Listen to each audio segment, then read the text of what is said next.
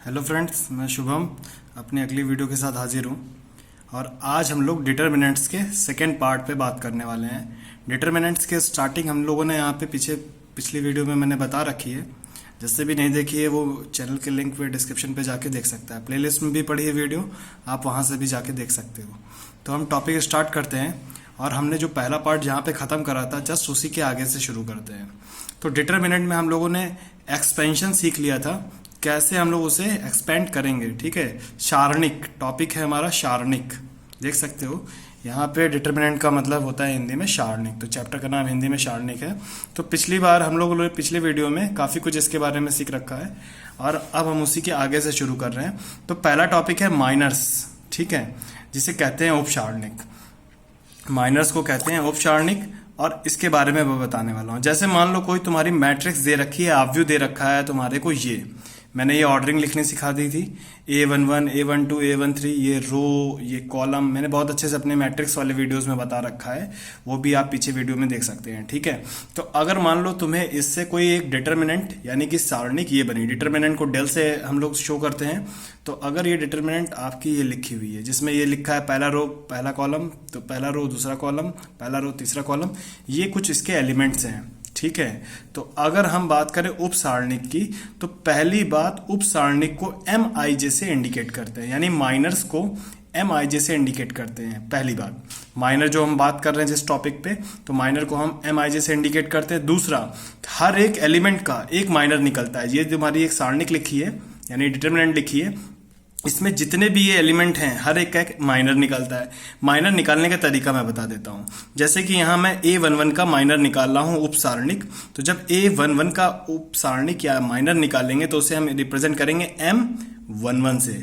I यानी पहला वाला तुम्हारा रो को, दूसरा वाला कॉलम को इंडिकेट करेगा। ठीक है, अब निकालते कैसे हैं, तो जब भी माइनर निकालना हो, जैसे कि ये आपकी देख सकते हो ऊपर वाली सारणिक या डिटर्मिनेंट बनी हुई थी, जिस भी एलिमेंट का माइनर निकालना है उसके रो और कॉलम को छोड़ दो। देखो मैंने यहाँ ऐसे काट के दिखाया है ताकि मतलब उसे छोड़ दो। तो जैसे मैं A11 का निकाल रहा था, A11 का, तो A11 की रो हटा दी, A11 का कॉलम हटा दिया, जो बचा वही उसका माइनर है। ये A22, A33 ये तुम्हारा इसका माइनर है।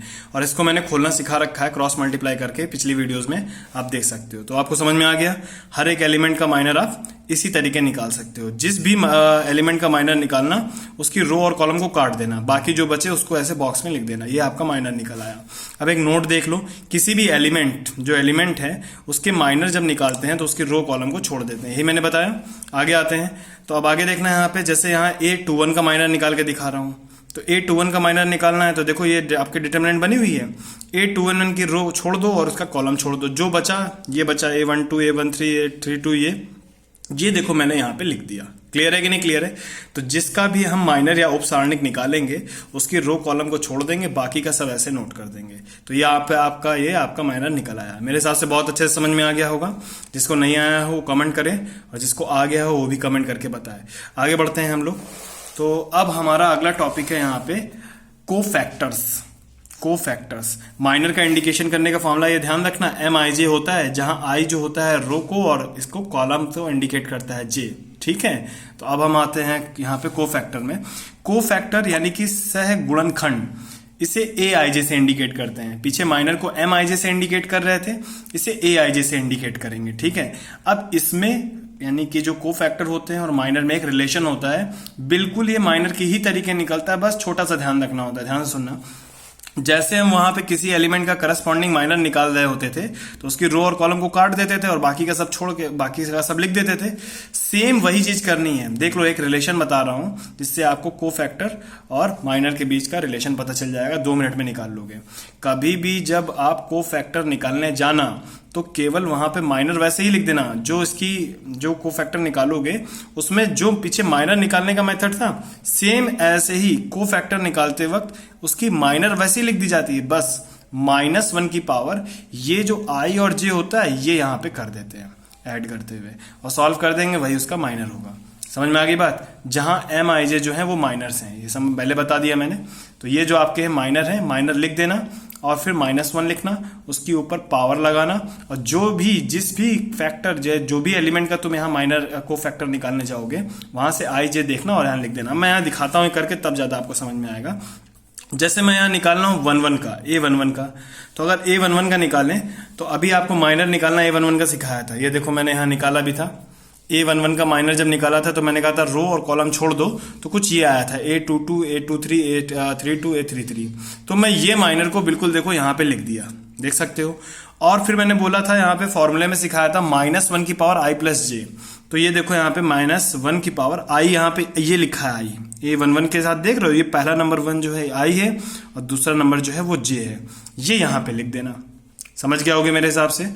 जैसे ही आपने यहाँ पे ये लिख लिया, इसको सॉल्व करा, यहाँ पे आपका +1 हो जाएगा और यही आपका कोफैक्टर है। एमआई के बारे में, माइनर के बारे में मैंने पीछे बताया है, समझ में आ गया होगा। अब जैसे A12 का जब हम कोफैक्टर निकालने चलेंगे तो कोफैक्टर को कैपिटल A12 से इंडिकेट करते हैं, इसलिए ये लिख लिया। अब -1 की पावर, पहला i 1 लिखा है 1 लिख दिया, और जो आपका j लिखा है वो j लिख दिया, दोनों लिख दिए। जैसे ही दोनों लिख दिए और उसके आगे उसका माइनर लगा दिया। माइनर मैंने पीछे निकालना सिखाया है। ये डिटर्मिनेंट है और इसके हिसाब से आप 1 2 का निकाल लेना। 1 2 का निकालोगे, ये आपकी ये कॉलम चला जाएगा, ये रो चला जाएगा, जो बचेगा वो आपका बॉक्स में यहाँ लिखा दिख रहा है। आगे समझ में कि नहीं आ गया? और इस तरीके आप इसको सॉल्व कर दोगे तो आपका ये कोफैक्टर निकल आया। तो मेरे हिसाब से कोफैक्टर और माइनर निकालना सीख गए होगे। अब एक नोट याद कर लो, कोफैक्टर और माइनर सह गुणनखंड और उप सारणिक में केवल एक ही डिफरेंस होता है, क्या कि यहाँ पे जो सह गुणनखंड होते हैं यानी कि कोफैक्टर, उसमें -1 की पावर i प्लस जे कर देते हैं, बस। तो मेरे हिसाब से सीख गए होगे।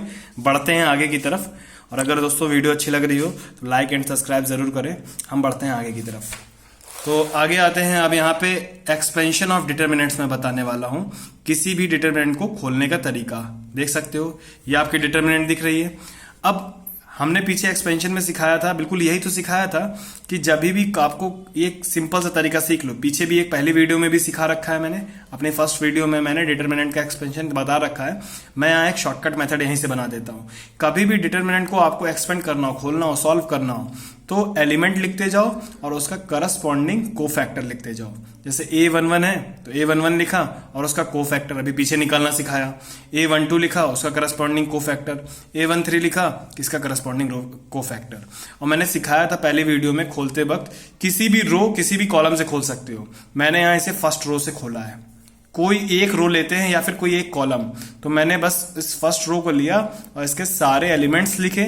सारे एलिमेंट्स को उसके करस्पॉन्डिंग कोफैक्टर यानी सहगुणनखंड से मल्टीप्लाई कराते गए और जो भी तुम्हारे जिसके निकले सभी को ऐड करते गए। एक रो में 3 एलिमेंट हैं, इसलिए यहाँ पे 3 एलिमेंट्स के 3 कोफैक्टर निकाले, मल्टीप्लाई कराया और सभी को ऐड कर दिया। समझ गए होगे। अब कोफैक्टर मैंने सिखाया था पिछले वीडियो में, अभी पीछे वीडियो के पीछे दिखा रखा है, पीछे पॉज करके देख लेना आप लोग। कोफैक्टर के लिए मैंने क्या कहा था, -1 की पावर i प्लस जे करते हैं, तो पहले यहाँ पे करोगे इसका तो -1 की पावर 2 हो जाएगी, प्लस हो जाएगा, और इसका कोफैक्टर जो पीछे माइनर जो बचा था वो यहाँ लगा दिया। इसी तरीके इसका यहाँ पे कोफैक्टर लगा दिया, इसी तरीके इसका यहाँ कोफैक्टर लगा दिया। जिसको ये वीडियो में पीछे की तरफ देख लेना, जिसको नहीं समझ में आए, समझ में आ जाएगा कोफैक्टर कैसे निकालते हैं। अभी मैंने पीछे बताया जस्ट इसी वीडियो में, तो आप समझ गए होगे। दोनों एक ही फॉर्मूले हैं, क्लियर हो गया होगा। अब मैं बढ़ता हूँ आगे की तरफ। अगला टॉपिक है हमारा एडजॉइंट मैट्रिक्स। अगला टॉपिक है हमारा एडजॉइंट मैट्रिक्स, जिसे हम बोलते हैं सहखंडज आव्यूह। इसे हम क्या बोलते हैं, सहखंडज आव्यूह। करने का तरीका सीख लेना। किसी भी मैट्रिक्स के जो आपके कोफैक्टर है, कोफैक्टर से बने मैट्रिक्स को हम बोलते हैं यहाँ पर एडजॉइंट मैट्रिक्स। ध्यान से सुनो, ये बहुत इंपॉर्टेंट है। अभी जो मैंने आपको मैट्रिक्स कराते वक्त पहले पार्ट में पूरा जब मैट्रिक्स का कराया है सीरीज, उसमें ए इनवर्स यानी कि इनवर्स मैट्रिक्स निकालना सिखाया था। उसका एक दूसरा मेथड यहाँ से होता है, तो वो भी मैं सिखाऊंगा, लेकिन वीडियो को आप देखते रहें लास्ट तक, आपको काफी चीजें आ जाएंगी। तो आगे आते हैं। किसी आव्यूह के कोफैक्टर यानी जो आपने कोफैक्टर निकाले हैं, बस उनसे मैट्रिक्स बना लो एक, उस मैट्रिक्स को ही बोलेंगे हम एडजॉइंट मैट्रिक्स। ये आपका आ गया, इसे बोलते हैं ये एडजॉइंट ए से दर्शाते हैं, इंडिकेट करते हैं। और बाद में ध्यान रखना, ये चीज ध्यान रखना, जब भी निकालते हैं तो उसका लास्ट में जो भी मैट्रिक्स बनेगी उसका ट्रांसपोज निकाल देना, उस मैट्रिक्स को हम एडजॉइंट कहेंगे। मतलब कोफैक्टर से मैट्रिक्स बनाना और फिर उसका ट्रांसपोज निकाल देना। जो ट्रांसपोज करने के बाद आएगा वही इसका एडजॉइंट होगा। जैसे मैं एक एग्जांपल दे देता हूं, तब ज्यादा बेटर आ जाएगा। ये देखो यहाँ पे, जैसे कि एक यहाँ पे मेरा एक मैट्रिक्स ले रखा है, ये क्लियर है, कोई समस्या नहीं होगी। तो आगे आते हैं हम लोग, यहाँ पे देख सकते हो। तो जैसे ही आप यहाँ पे देख रहे हो, तो यहाँ से एक चीज देखो, ये आपका यहाँ पे दे रखा है ए का सहखंडज अवयव यानी एडजॉइंट निकालने वाला हूं। तो एडजॉइंट के लिए मैंने बताया हर एक का कोफैक्टर निकालेंगे। इसका कोफैक्टर यानी सहगुणनखंड पीछे निकालना सिखाया है, तो इसका निकाला, मान लिया A11, अभी इसकी वैल्यू भी निकाल के दिखाऊंगा। इसका निकालोगे A12, A13, इस तरीके सारे कोफैक्टर मैंने यहाँ पे लिखे सभी एलिमेंट के करस्पॉन्डिंग, और उससे मैंने एक मैट्रिक्स बना दी। क्लियर है? और यहाँ पे जितने भी ये सब लिखे हैं सब ये तुम्हारे कोफैक्टर है। वीडियो के भी पीछे मैंने बता रखा है, आप पॉज करके देख सकते हो। ठीक है, अब मैं बढ़ता हूं आगे। तो अब ये ध्यान से सुनना, चूंकि हमने बताया था एडजॉइंट निकालते वक्त कि इसमें पहले इसके जो आपके कोफैक्टर उनसे मैट्रिक्स बनाओ और लास्ट में उनका ट्रांसपोज भी करते हैं, यानी कि परिवर्त अवयव। और परिवर्त मैंने अपनी पिछली वीडियोस में बता रखा है कैसे करते हैं, रो को कॉलम से इंटरचेंज कर देते हैं। तो जो ये आपने यहाँ पे जब ये अवयव बनाया है, ये देखो मैट्रिक्स जो मैंने बनाई है यहाँ पर, एडजॉइंट मैट्रिक्स जो बनाने की कोशिश कर रहा हूं, तो मैंने इसमें करा क्या, इसका सभी का कोफैक्टर अंदर लिखा, और ये देखो डैश लगा है, डैश ट्रांसपोज को इंडिकेट करता है, मतलब इसको बनाने के बाद इसका ट्रांसपोज भी निकालना होता है।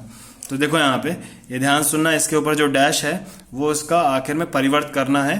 परिवर्त का मतलब ट्रांसपोज, और उसको निकालने का मतलब है रो को कॉलम से चेंज कर देना है। समझ गए? तो कुछ आपका ये निकला था, इसका ट्रांसपोज लगा था और फिर आपने लास्ट में रो को कॉलम से इंटरचेंज कर दिया, ये आपका आ गया। ठीक है, तो इसी के साथ ये टॉपिक यहीं समाप्त होता है। अगर वीडियो अच्छी लगी हो तो लाइक एंड सब्सक्राइब करें। मिलता हूं मैं अपनी अगली वीडियो के साथ।